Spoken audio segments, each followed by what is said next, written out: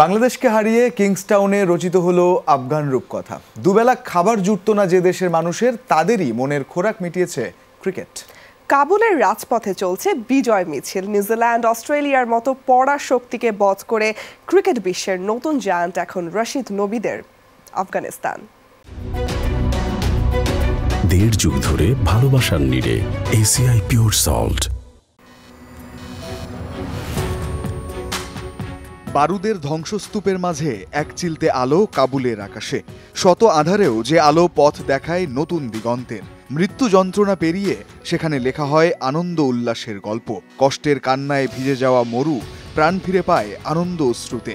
যুদ্ধের দামামা থামিয়ে শান্তির দূত হয়ে আসে আফগান ক্রিকেট। একসময় জুটত না দুবেলার খাবার, ছিল না সবুজ ঘাসের মাঠ, টার্ফের উইকেট, সে তো দুঃস্বপ্ন। সেখান থেকেই তিলে তিলে গড়া একটা স্বপ্ন। ২২ গজের প্রতিটা বলে সেই স্বপ্নের সুতো ধরে একটু একটু করে এগিয়েছে আফগানিস্তানের ক্রিকেট। ব্যাট হাতে সব প্রতিকূলতা আছড়ে ফেলেছে গ্যালারিতে। ২০০৯ সালে আন্তর্জাতিক ওয়ানডে ক্রিকেটে পদার্পণ। ২০১০ টি-20 বিশ্বকাপ দিয়ে অভিষেক বিশ্ব আসরে।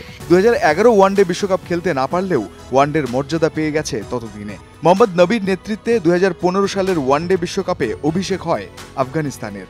এরপর ২০১৭ সালে সাদা পোশাকের টেস্ট মর্যাদা। কাবুল কিংবা কান্দাহারে বাঁধা হয়নি ঘর। ভারতের দেহরাদুনে ভাড়া করা স্টেডিয়ামে চলেছে ক্রিকেটের সব পরাশক্তির সাথে লড়াইয়ের প্রস্তুতি। ২০২৩-এর ভারত বিশ্বকাপে সে লড়াইয়ে ছিল নতুন বার্তা। ইংল্যান্ড, পাকিস্তান, শ্রীলঙ্কা, নেদারল্যান্ডস প্রত্যেকটা জয়ে ছিল আফগানদের দাপট।